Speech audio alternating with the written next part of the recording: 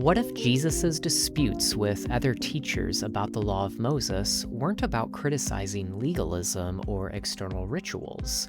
What if, as the authoritative interpreter of the law, Jesus was actually criticizing misinterpretation and transgression? In his new book, Jesus and the Law of Moses, Dr. Paul Sloan offers a fresh perspective on how the Gospels depict Jesus' teaching on the law. And this perspective challenges some common assumptions about Jesus' relationship to the law. So I'm thrilled to welcome Dr. Paul Sloan to the channel to discuss his book. Let's dive in. Dr. Paul Sloan, thank you so much for joining me on my channel. How are you doing? Yeah, doing well. Really glad to be here with you. Thanks for the invitation, David. Yeah, of course. I am very excited to talk with you today. I'm a huge fan of your work. I've been following you for, I think, a couple years now. And your new book is awesome, Jesus and the Law of Moses. So I'm excited to be able to talk with you about it in a moment. But yeah, before we get into the book, would you mind introducing yourself and what you do? Sure. Yeah, I'm Paul Sloan. I teach theology at Houston Christian University, where I'm the associate prof of early Christianity. I think is the title. I'm the chair of the department as well, and which sounds fun and interesting to non-academics, but to academics, they know it just means right. I do a lot more paperwork, so it's not like some sort of super sought after title or anything like that. And I'm a teaching pastor at Heights Church here in Houston, Texas. That's awesome. So how did you become interested in like biblical studies and things like that?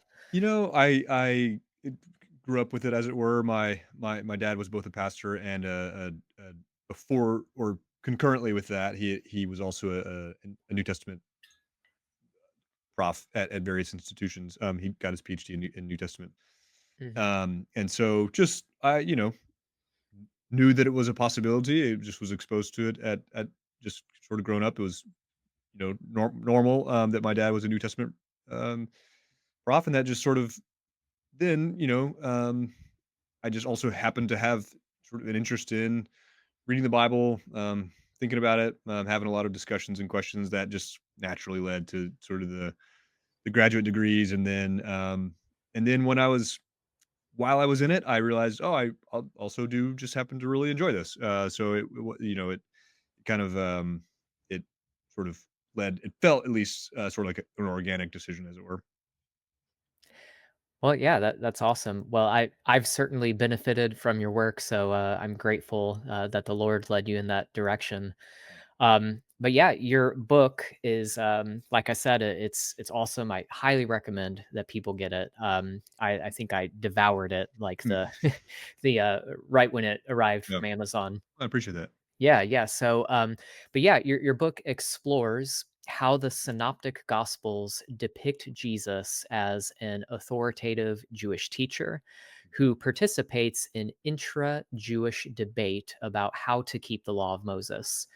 Mhm. And in the book, you challenge some common misunderstandings about Jesus's relationship to the law of Moses and to Judaism.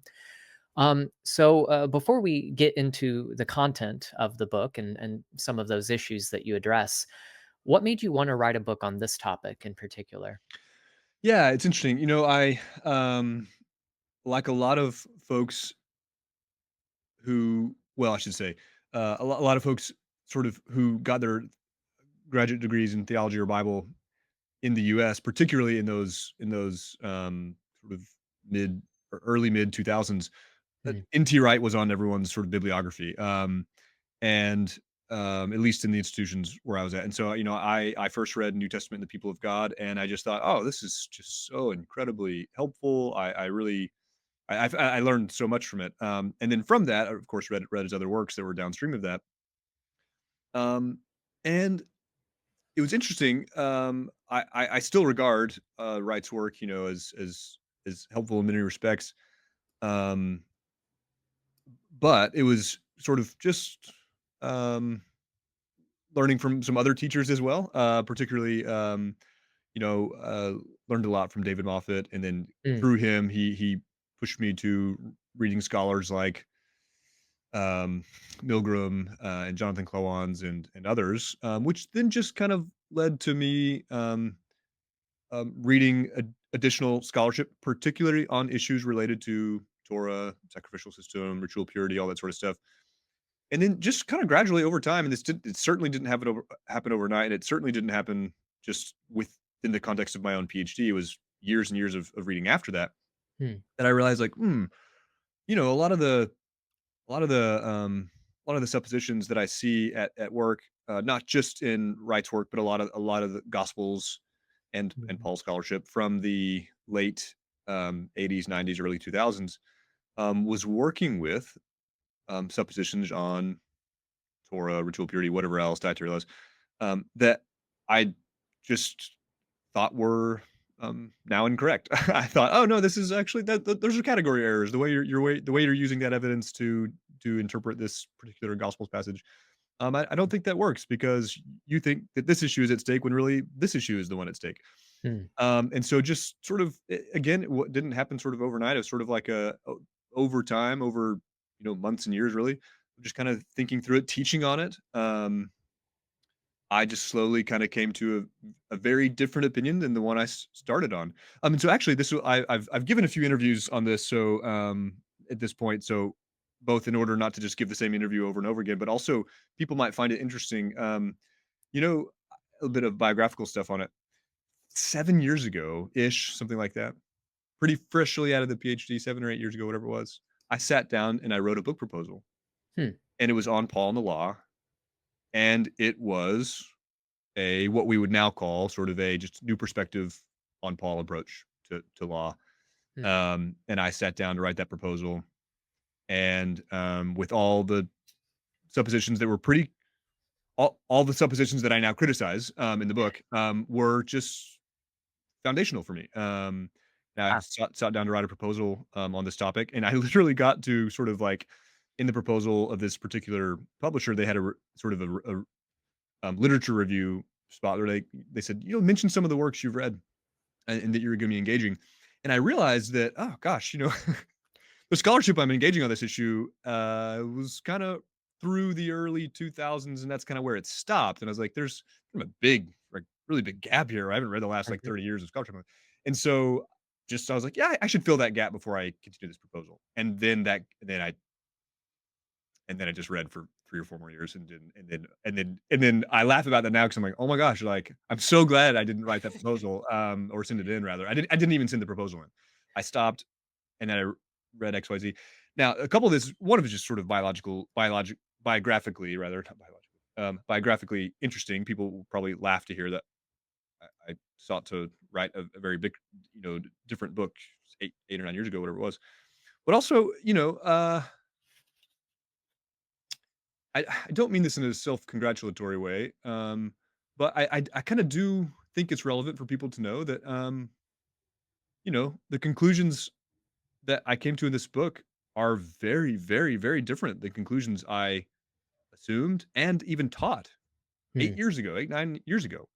Hmm. I mean, when I first taught my very first introduction to Bible class, in 2016, whatever, 9 years ago now, I probably taught a lot of the stuff that I am now saying is erroneous in this book. Um, which is just to point out that, again, that didn't happen overnight, and it came from actually, as I try to signal in the concluding paragraph of my book, which I'm now realizing might be the most important paragraph in my book, um, that it just came from a kind of a patience and listening from scholars who just knew a lot more than I did, and I didn't Hmm. rush through that process. So, and I'm glad I didn't because I've written a very different book than I sought out to write 10 years ago or whatever it was now. And I like this one much more. uh, yeah.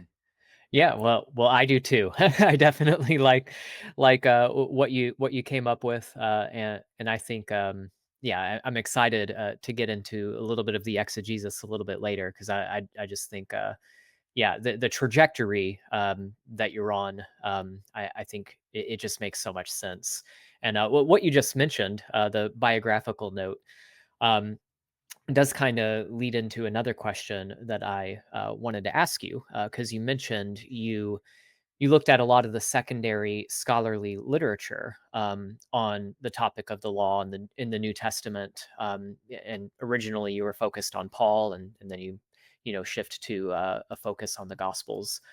But traditionally, and in my understanding, Jesus has often been seen as opposing the law and Judaism in some sense. Mhm. That something about the law or Judaism is problematic, and so Jesus he came and that's the foil, right, to Mhm. the message that Jesus Right. gave. And so this is also very common. It's a very common perception among lay people. But I wonder, based on your experience and your research reviewing the secondary literature, has the scholarly consensus shifted more recently toward viewing Jesus as more pro Torah? I think that's probably yeah, that's probably accurate in terms of secondary scholarship Hmm. on the Gospels. I think you're about to see, or readers are about to see a new explosion is not the right word, but we're gonna have a glut of studies, I think, that are instead not just focusing on the sort of the theological topic of Jesus and the law, but the actual examination of Jesus's interpretation of the law itself, rather than just sort of the sort of the theological topic of the law. It's a systematic question.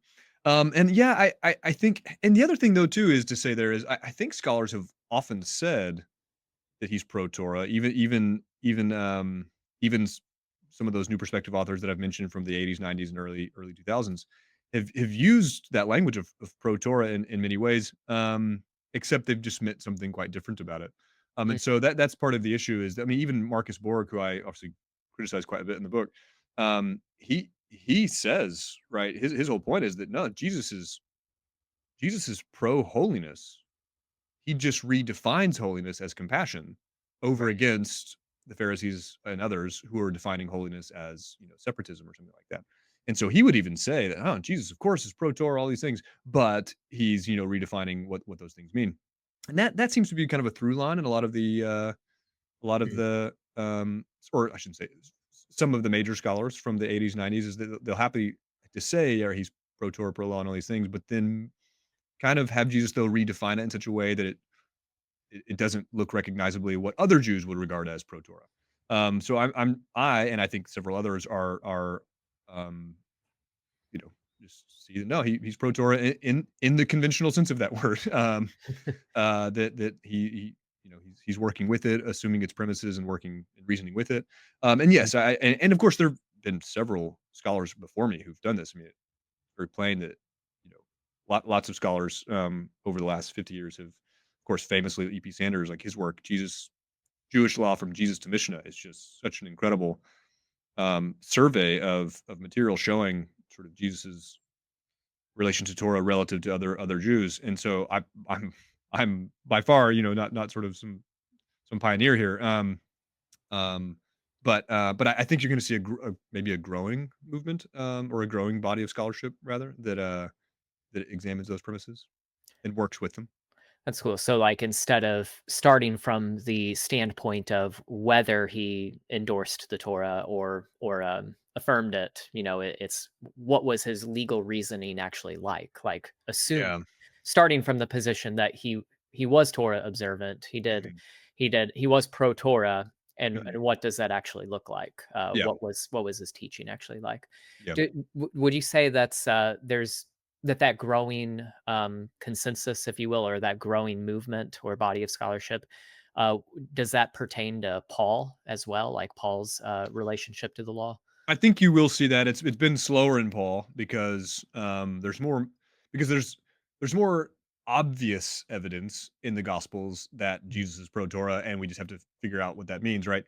Whereas in Paul, you just have um, it's a different kind of body of evidence that has statements about Torah that that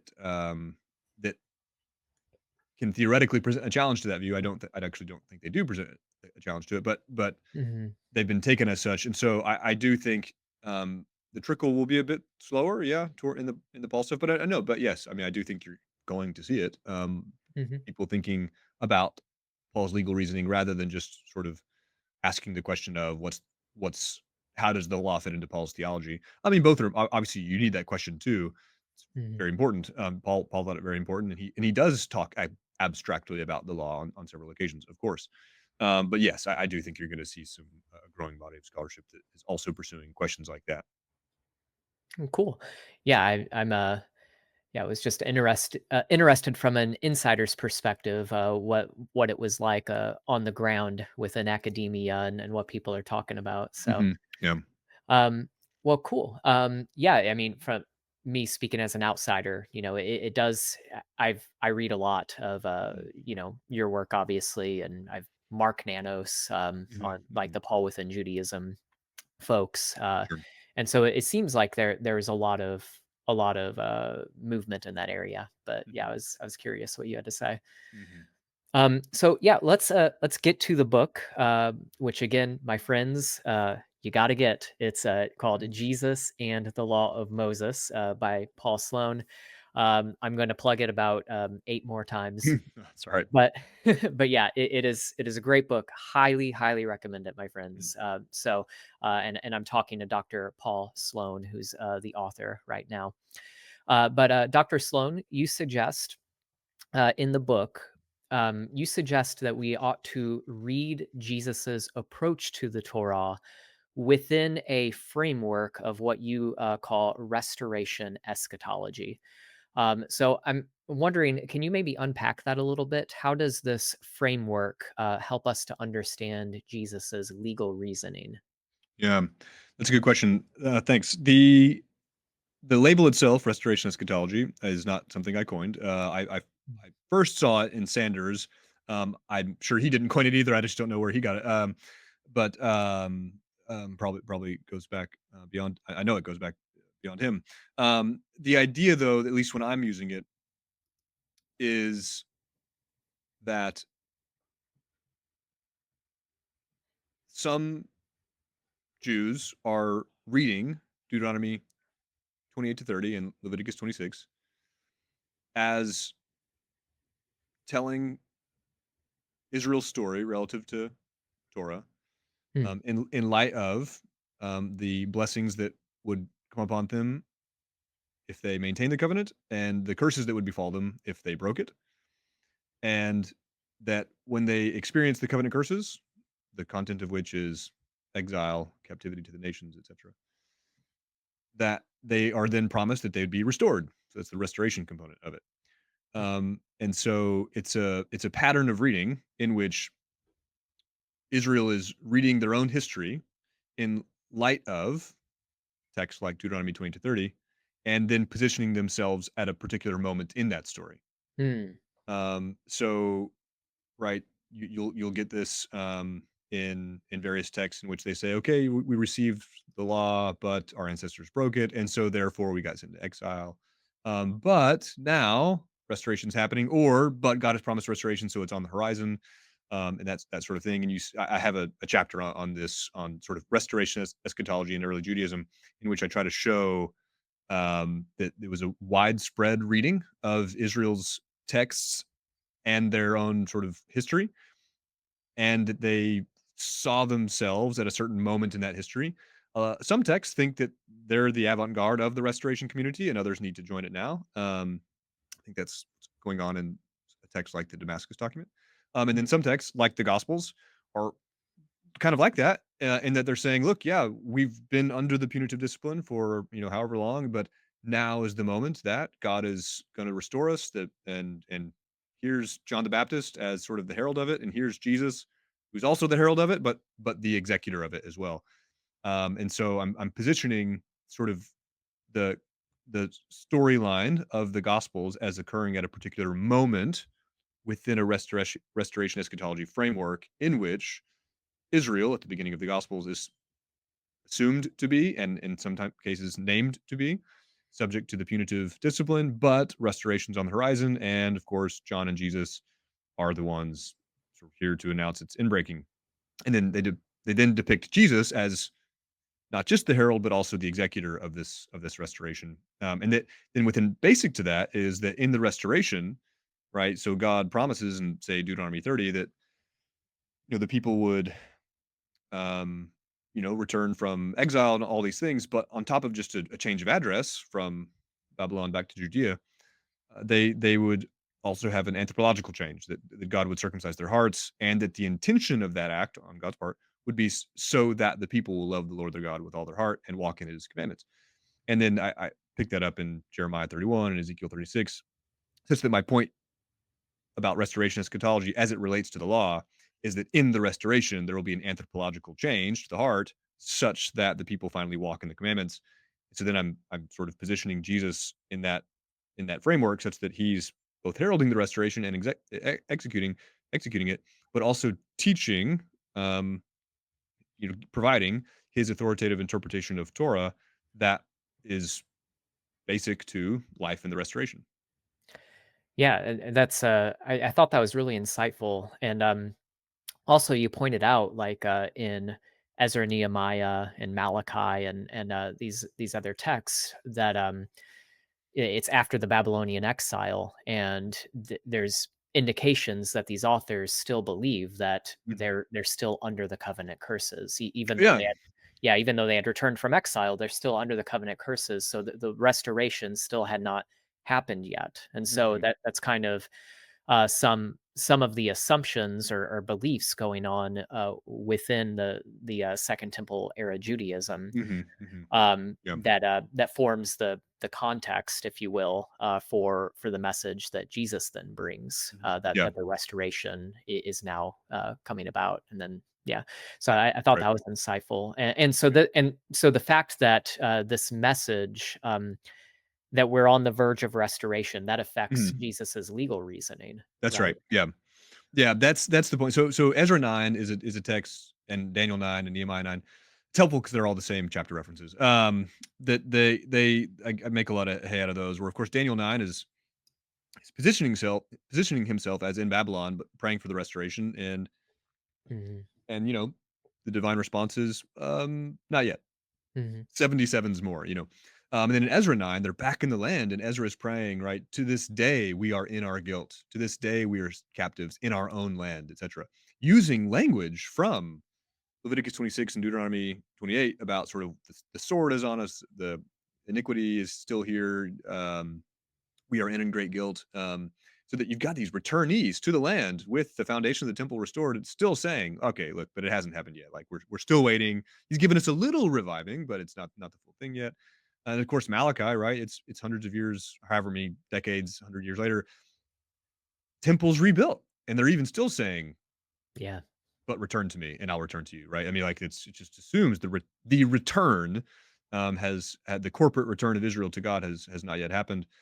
And then that's when Malachi, again, I also make a lot of hay out of Malachi 3:7, where it says, "But you say, how shall we return?"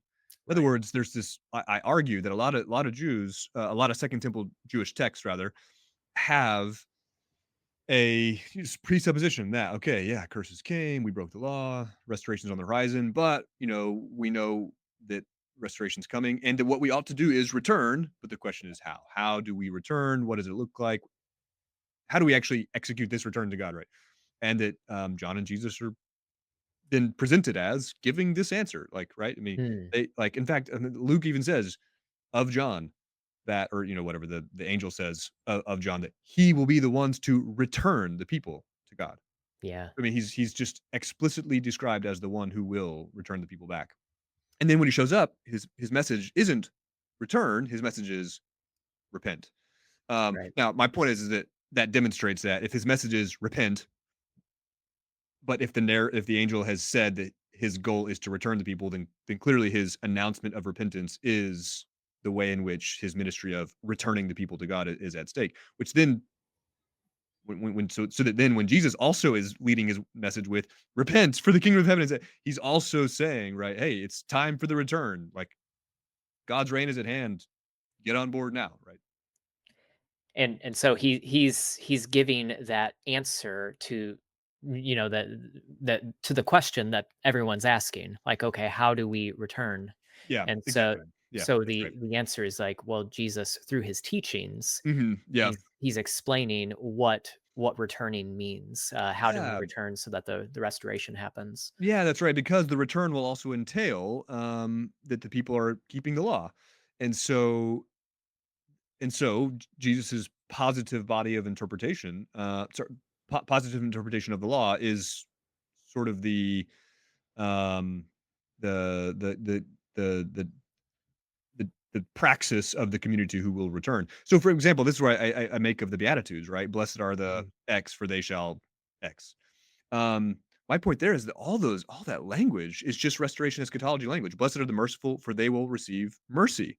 Right. Well, the promise of the reception of mercy comes from Deuteronomy 30, verse 3, where God says, "Hey, when I come back, I'll be merciful to you." So the Mm. assumption is God's coming back and he's going to be merciful. The question is, how do we participate in that mercy? And Jesus' Mhm. answer is, well, blessed are the merciful, for they shall receive mercy, etc. Or blessed are the meek or the humble, whatever, for they shall inherit the land, right? It's often translated as inherit the earth. Um, but it probably just they will inherit the land because again, why would Jesus be talking about that?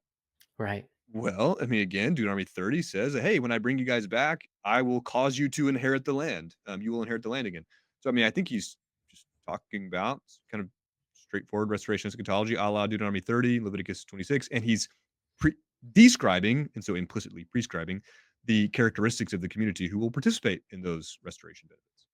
So that's how I think the Beatitudes work. And then I make the point that the so-called antitheses from Matthew 5:21 to 48 Mhm. that they're sort of the concretized examples of what it looks like to put this mercy and humility, etc., and purity of heart, into practice. Amen. Yeah, it's really good, and I loved that insight about restoration eschatology and this forming sort of the framework and the context of Jesus's message. So this will actually lead nicely into the next question I want to ask you. Okay. But yeah, since your book challenges common misunderstandings of the law and its reception in early Mhm. Christianity, what the early Christians thought about the law and how they relate to it. I thought it would be interesting to have you respond directly to a few of these misunderstandings to kind of give listeners a taste of what they can expect from your book. Okay. So you just talked about the Beatitudes, and right after the Beatitudes, as you know, there's a famous statement from Jesus in Matthew 5:17, where he said, "I did not come to abolish the law or the prophets. I did not come to abolish them, but to fulfill them." Mhm. And so, when Jesus says that he came to fulfill the law and prophets, Mhm. this is often interpreted to mean that he fulfilled the prophecies of the Right. Hebrew scriptures Right. and thus brought the law to an end. That's sort of a conclusion that a lot of people come to is Mhm. by fulfilling these, Yeah. he brought them to an end. And so, for example, I came across this quote. I posted it on X, but I came across this quote in a systematic theology book. I won't name the author, but he said, "Quote: While Jesus did not do away with the law of Moses by destroying it, he did do away with it by Yeah. fulfilling it." Yeah. And that's certainly not the first time I heard Yeah. that kind of reasoning. So how would you respond to that interpretation? I love that clarity of expression because it actually just says the quiet part aloud in a lot of people's interpretations. A lot of people don't want to say it that clearly, but in fact, that's actually what they have at stake. They say, "Look, he didn't come to abolish, but to fulfill." Mhm. And then they say, "But his fulfillment abolished it," right? So Right. it basically makes Jesus to be out to be saying, right? I I didn't come to abolish it by not doing it. I came to abolish it by doing it. Right. That's basically what you have Jesus saying, despite the fact he says, "I did not come to abolish it," right? And so you end up making Jesus say the opposite of what he in fact says. So that's one point. I mean, yeah. The other one is that what people I think the mistaken and the way in which it's mistakenly interpreted occasionally is by assuming that when he says fulfill, right, it's that verb plerosai, that, well, of course, that's like a famous Matthean verb. He says fulfill a lot, right? Mhm. And of course, he often couples it with this, Jesus does XYZ or something happens to Jesus, right? And this was done in order to fulfill what was written about him in X prophet or X prophecy. Right. And so, because you've got that, right, just this strong Matthean sense of fulfillment coupled with the use of prophets, well, here it must be the same thing. So that when he's talking about I didn't come to abolish the law and prophets, I came to fulfill them. He must be talking about sort of prophecy fulfillment or something like that. The reason I think it's incorrect is a few reasons. One is that he's very clearly talking about the commandments. He just right after that and says, "And don't imagine even the least of these commandments, right, Right. can be done away with." But then also on top of it, there the interpretation errors in that it singles out the word prophets. Right. When in fact, Jesus says the law and the prophets. And the law and the prophets are in some texts, actually, multiple times in Matthew, used to refer not to sort of messianic prophecies or just random prophecies, but just to the divine will as revealed in the law and exposited by the prophets. I Right. mean, famously, right, the love command, he says, love God and love neighbor. On these two commandments hang the law and the prophets, right? I Right. mean, it's like, in other words, like, well, he just quoted 2 Torah commandments and then said that on these things hang all of the Torah and the prophets. It seems that Torah and prophets means not reductively, prophecies, but the divine will as revealed in Torah and as exposited by the prophets, which is also what you see in other texts. You've got, I mean, if you just read through the prophets themselves, oftentimes they're expositing Torah, right? So Jeremiah will teach some stuff about Sabbath legislation or give requirements about Sabbath. Isaiah as well in its own way, or in his own way.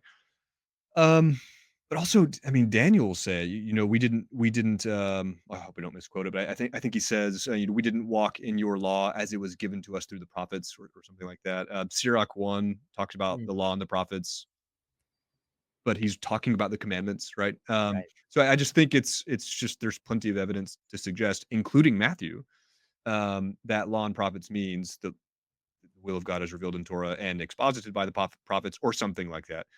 The divine will as revealed in the Torah and prophets. And so the in mind is the commandments, and he's saying like I came to fulfill them, which means I think both do them myself, but also to sort of fill out their interpretation because they require interpretation. So would it be accurate to say that the term law and prophets has sort of a legal connotation? Yeah, I think so. I mean, I think in a lot of the extant evidence, I want to say all of it. I can't say that because I haven't like done a search on every single instance of law and prophets in Jewish literature. Hmm. As far as I remember, all the evidence in which I saw the phrase "law and the prophets," it means effectively the law or the divine will as revealed through Torah and prophets, not sort of like prophecies.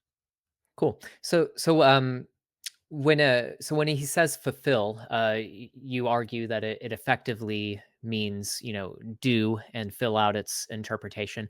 Is there a connection with verse 9? Because it seems to me that you have a little bit of a parallel going on there with our verse 19. I'm sorry, Oh, okay. where he says whoever breaks the least of these commandments and teaches others to do the same will be least in the kingdom. Hmm. The word translated as breaks is luo, Hmm. which is related to kataluo in Hmm. verse Yeah. 17, right? So is there a parallel also there with the word fulfill, plerosai, with do and teach? Whoever does and teaches the commandments will be called great in the kingdom. Yeah. In other words, that could be the sort of implied contrast. The contrast of to break is, or sorry, the contrast of you know katalu or abolish is to teach and to do them. Hmm. And so if that's the case, I haven't looked into it, but it has a certain sort of prima facie sense, um, cursory reading sense that it could also then fill out what it means to fulfill them, to teach and do them. Um, yeah. Cool. All right. Well, so all right, so you argue that to fulfill the Torah and the prophets is to do them and to fill out the interpretation. So following Matthew 5:17 through 20, though, there is a series of teachings where it appears on the surface that Jesus is opposing the law of Moses or contradicting the law of Moses. Mhm, And so you mentioned them earlier, but these are commonly referred to as the antitheses. And so, to give an example, in Matthew 5, verses 38 through 39, Jesus cites the lex talionis, or law of retaliation. mhm. And he says, "You have heard it said," and then he quotes the Torah, "an eye for an eye and a tooth for a tooth. But I say to you, do not show opposition against an evil person." So, isn't this an example of Jesus contradicting the law of Mhm. Moses? Right. Yeah, that's it is how it's often portrayed. I mean, to be fair, a lot of commentators do sort of resist that interpretation because they see that Matthew 5:17 to 20 sort of prefaces this material, and so they recognize that it's probably not really that. Though Joel Marcus, in a recent article, Enigma of the Antitheses, has argued that no, that actually is basically what Jesus is doing. That right, he's presenting himself as not changing anything, then while quietly going around the back door to do that. But that he says that that's he says that's consistent with what you see in other texts, Oh, okay. in which a given text will claim not to be changing anything, but then just straightforwardly does.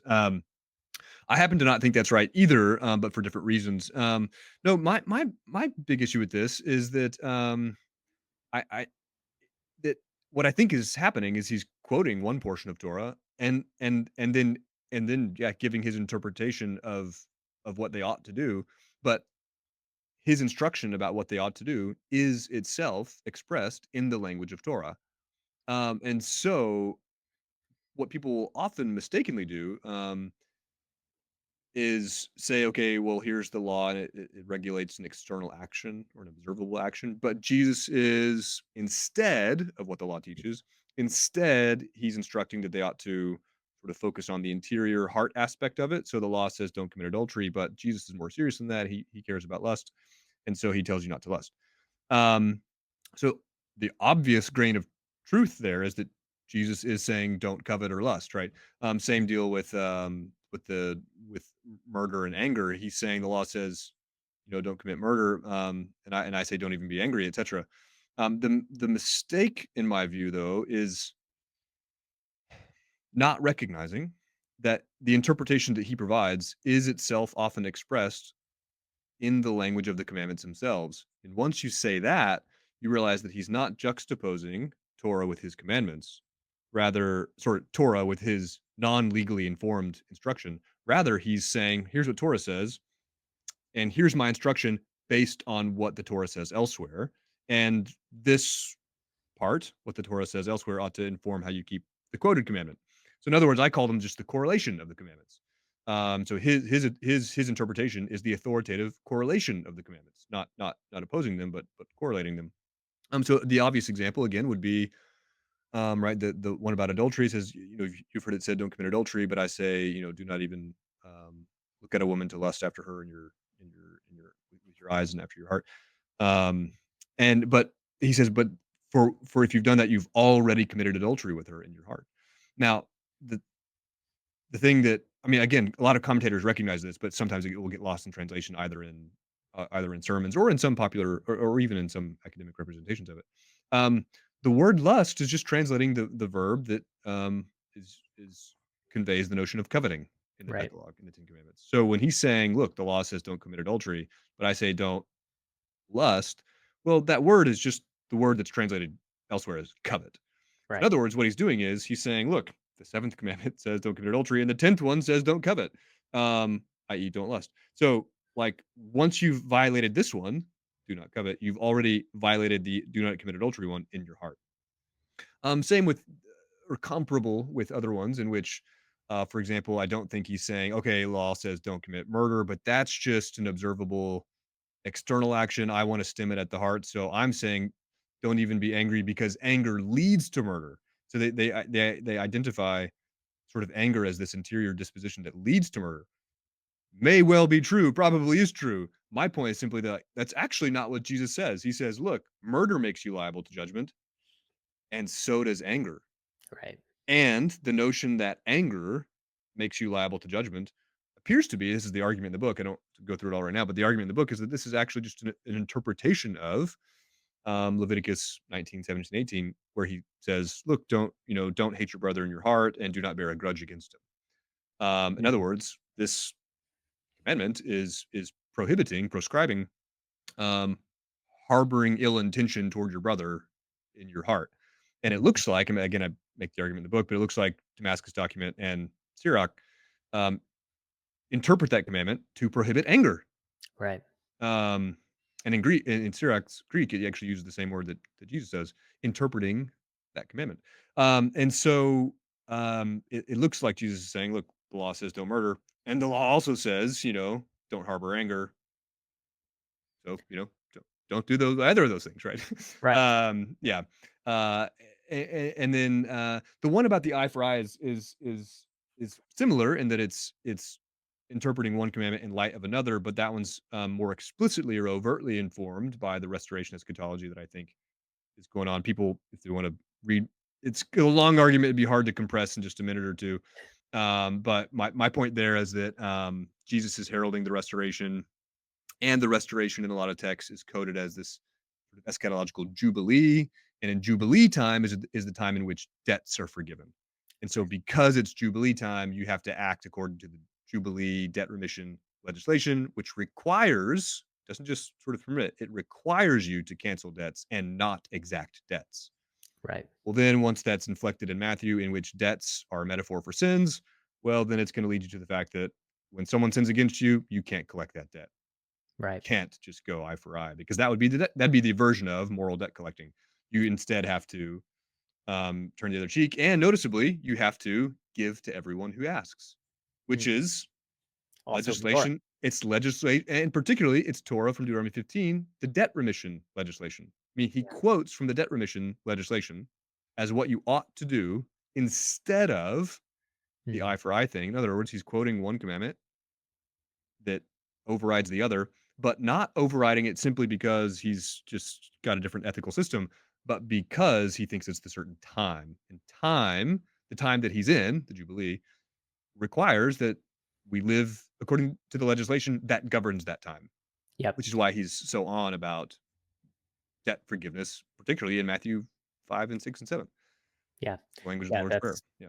yeah, that I thought that was a tremendous insight, and yeah, you do go, into a lot more detail, in the I think book. that's the fastest I've ever compressed that argument. It always takes me like 12 minutes to unpack it all. So Yeah, but yeah, it's yeah, you do a great job unpacking it in the book in a lot more detail. So I'm excited for people to check that out. But yeah, thank you for giving us just a taste of how to interpret that in a way that is harmonious with the Torah itself. I hear you give this example a lot. mm, Which is kind of related, but yeah, during certain times, the law legislates differently. Like the mhm, yep, Sabbath, yeah, yep, the Sabbath, you can't do things during the Sabbath that you can do any other day. And yep, so if the restoration eschatology, if that is informing, excuse mhm, me, the passage yep, about eye for an eye, then yeah, if it's the time of that eschatological jubilee, then yeah, he's doing is applying the Torah yeah, correctly. He's that's he's right. applying he's applying the legislation that pertains to that time. Yeah, and people get this when you're talking about something mundane like Sabbath, right? If Mhm. you've got, I mean, like, think the and again, you mentioned this already, but like an action is permissible on day 1 through 6. Mhm. Whatever, let's call it a permissible action. That same action, once you perform it on Sabbath, becomes transgression. Right. Nothing's changed. The action hasn't changed. It's the time in which you did it. Because not because the action is legislated differently, but because the time is legislated differently. So you have to act according to the legislation that governs that time. And if Yep. he thinks, hey, the time is now, which is obviously it's literally like his first words in Mark, time is up. It's this time, it's restoration time. Then in my I mean, it's a longer argument to demonstrate this point, but I think he he teaches the interpretation of the law according to what time, quote time, he thinks it Mhm. is on sort of the eschatological clock. Yeah. Yeah, yeah, that's really insightful, and yeah, and it's not an example of undermining or contradicting the Torah. It's literally him applying it, him applying Right, right, what the right, commandments, what the legislation mandates right. um, Yeah. for that time. So that's good. All right, I got to ask you about Mark 7. So um, there is, as you know, there is a conflict between Jesus and the Pharisees over ritual hand washing. And during this conflict, Jesus makes some statements that appear to suggest that he is erasing the Torah's distinction between clean and unclean foods. And so, of course, he says, whatever goes into the person from outside cannot defile him. So that's often taken as he's doing away with the food laws about legislating against eating pork and things like that. And there's also in verse 19 an interesting clause at the end of verse 19 where most translations have it as a parenthetical statement from Mark where he says, "Thereby he," meaning Jesus, "declared all foods clean." Mhm. And so again, Dr. Sloan, isn't this an example of Jesus nullifying the law or doing away with aspects of the law, particularly the food laws? Right. Yeah, that's a common interpretation. And I can see how people get there based on that English rendering, thus he declared all foods clean of 719. Um, as your listeners may know, in the last several years, there have been several revisionist readings of this passage by Daniel Boyarin, Yer Furstenberg, John Van Mara, and Matt Thiessen. And of course, most recently, the one that I find the most convincing is the article by Logan Williams, "The Stomach Cleanses All Foods" or "The Stomach Purifies All Foods," whatever it is, in which he argues that no, that's not what's going on here. What's at stake is not the dietary laws, but what's at stake is just ritual impurity. The Pharisees have come and have noticed that, right, the disciples Mm, don't wash before eating, so, and they call this a tradition, and they say, "Why don't your disciples walk according to this tradition?" And then after, saying, "Well, you guys, why do y'all, follow your tradition at the expense of following God's commandments?" And then he gives an example of how they do that. And then he calls them hypocrites, right? Rightly mm, did Isaiah prophesy of you, for your hearts are in vain do you, worship me, your hearts are far from me, and in vain do you teach as doctrines the precepts of men, etc. So then once that's the literary setting, they've asked about ritual purity, and Jesus has critiqued them for breaking and setting aside commandments and calling them hypocrites for doing so, whose hearts are far from God, right? Just from a purely literary point of view, if you didn't have any really deep knowledge of ritual impurity, I think you would still come to the conclusion that, man, if Jesus is nullifying the food laws here, then it just sits oddly with respect to its context in Mark. Like, he just called the Pharisees hypocrites for doing this, and then now Jesus is doing it, like setting aside a right. whole swath of laws. So no, again, longer argument is in Logan's article, and I sort of basically summarize and add one or two points in the book. But no, I think it's about ritual impurity, and Jesus is making the argument that ritual impurity, just in terms of its directionality, travels outward. When it's intrinsic to the person, it travels outward. The things that defile the person are what come out of the person. Um, Seminal flux, menstrual blood, postpartum blood, Mhm. whatever the chronic penile discharges in the beginning of Leviticus 15. These are things that defile the person that flow out of him. But ritual impurity does not incur through ingestion. You don't ingest ritual impurity. And there the mistake is, understandable, because it's Leviticus 11 is a hard text and there's a lot of, but the error in my view is, and again, learned this from Yer Furstenberg and others, is is is assuming that eating prohibited food ritually defiled the person. Right. I don't think that's the case. I don't think it's the case that eating prohibited food, which is labeled unclean, I don't think it's the case that it ritually defiles the person. Rather, the uncleanness of a given animal indexes its prohibition for consumption status, not its capacity to ritually defile you. Mhm. And so when he says, "Look, nothing entering you, defiles you," that's not him nullifying Leviticus 11. That's him just actually affirming what Leviticus both 11 and 15 say, that, like, look, eating, you don't become clean by ingesting things. Instead, or even ingesting ritual impurity, because ritual impurity doesn't travel this way. It always travels the other way, from inside of you outward.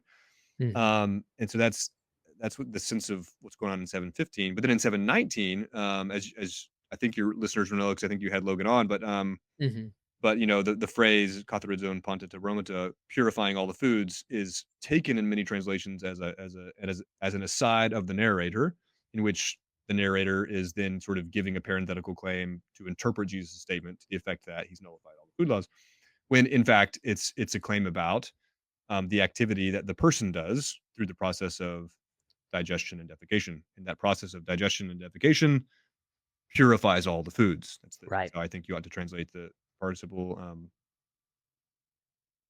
katharizon panta to romata, so that he's saying, like, look here. In other words, here's why we don't.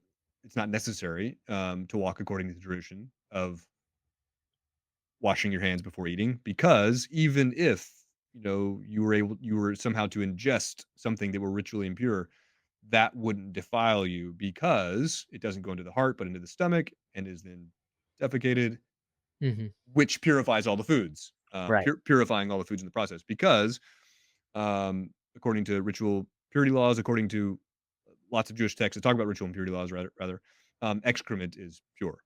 Right. So we might call it dirty or whatever, but that's not coterminous with ritually impure. And so, because excrement is pure, well, then that implies that even if you ate something that were ritually impure, if it came out as excrement, which is pure, it implies that your body did some purifying of it. Right. Hence the phrase purifying all the foods. Yeah, kind of like baptismal waters, right? You don't when you do a ritual washing, you don't cause the water to become unclean or ritually impure. The water purifies you, Mhm, mhm. and so similarly, I don't know if this is a At good least in living analogy or water, not. yeah. At least in living Yeah, water, yeah. You're yeah, able to defile sort of ritual pools, but yes, in terms of living water, yeah, right, that's right. right. Yep, yep. Yeah, so yeah, the living water it doesn't become impure. It Yeah, it purifies you. purifies. Yeah, exactly. Yep, Yeah. that's right. So Yep. similarly, if it comes out of you pure, Mhm, that there must have been your body purified it. mhm. It didn't Yeah, cause you to become ritually yeah, that's unclean. right. Yeah, that's Yeah. right. Yeah. Well, yeah. Thank you for that. Well, yeah, I know your time is valuable, so I don't want to keep you too much longer. But yeah, Dr. Sloan, it was a pleasure to talk to you about your new book. And my friends, again, the book is titled Jesus and the Law of Moses. And the subtitle is The Gospels and the Restoration of Israel within First Century Judaism. Um, you got to get this book. I highly recommend it. I devoured it as soon as it showed up on my doorstep from Amazon. I been looking forward to this one for a long time, and so if you are interested in the topic of the Torah and how Jesus interprets it and lived it out, yeah, this is the book that you got to get. And so, Dr. Sloan, thank you so much again for joining me and taking time out of your busy schedule to talk about your book and everything. David, it was my pleasure, and thanks for your comments in the book. That's really meaningful. I really appreciate that. Thank you, and thanks for the invitation to talk. I was glad to. Yeah, yeah, absolutely. Anytime. Yeah, I like I said, I'm a big fan of your work. I appreciate that. Been for a couple years. So, yeah, I'm really honored that you came on and talked with us today. Mhm. So before we close out, what other projects are you working on at the moment? To add to this, is there a Paul and the Law of Moses book on the horizon by any chance? A few things. That's a fair question. So Logan Williams and I do a podcast on the law. It's called Jesus and Jewish Law, and it covers a lot of ground, in pretty detailed fashion. So if this is the sort of topic you're interested in, that might be a podcast you'd be interested in. And then, actually, again, Logan and I are co-writing co-writing an article on Romans 14, where we're making an argument about what we think is going on there. We don't think it's about Sabbath and Kashrut. Um, and then, yeah, I've got some just pieces here and there that I'm plugging away on, First Corinthians 9 and a few others. In Mhm. terms of the next book project, I don't yet know. I can say with probable certainty, with probability rather, I guess the word is, that it won't be yet on Paul and the Law, just but only because I know that will just take some time. I don't I mean, I wanted to be careful with this one as well, but I'm just aware of the fact that I have years left ahead of me to try out that project. So not yet. Maybe down the line. Yeah. Well, I'm looking forward to the other things you mentioned, especially the article you're co-writing with Logan on Romans 14. Do you have any idea on when that might be published? Well, we've got to finish writing it first. So right now we're both unfortunately verbose, and so right now I think our Google Doc is about 60 pages of stuff. So it's got to be we've kind of about finished, but we've just got to trim and refine. So it probably won't see the light of day until late 26 or early 27. Just guessing based on Mhm. pace of both our writing and how quickly or slowly rather things get published in the art journal world. Yeah. All right. Well, I'll definitely keep an eye out for that. And yeah. And so if people would like to reach out to you or follow your work, what would be the best way to do that? Yeah, I probably the most active on Twitter or I guess it's X now. The Mhm. handle there, Paul Thomas Sloan. And then yeah, I'm on Facebook a little bit. I don't do much there. I kind of every now and then will sort of send a post about the book or something or other, but I'm probably the most active there on social media. Then yeah, I have a university email. I'm happy for people to reach out if they want to. Yeah. Great. All right. Well, yeah. Thank you again for coming on. And my friends, I've been talking to Dr. Paul Sloan, and his new book is Jesus and the Law of Moses. So I'm going to leave a link to the book in the description of this YouTube video. Just get it. You only live once. Just buy the book. It is a Um, discount right now. I think it's only $25. So yeah, it's there you discount. go. Yeah. There you go. So yeah, get the book. And Dr. Sloan, thank you again. It was great talking to you. Thanks, David.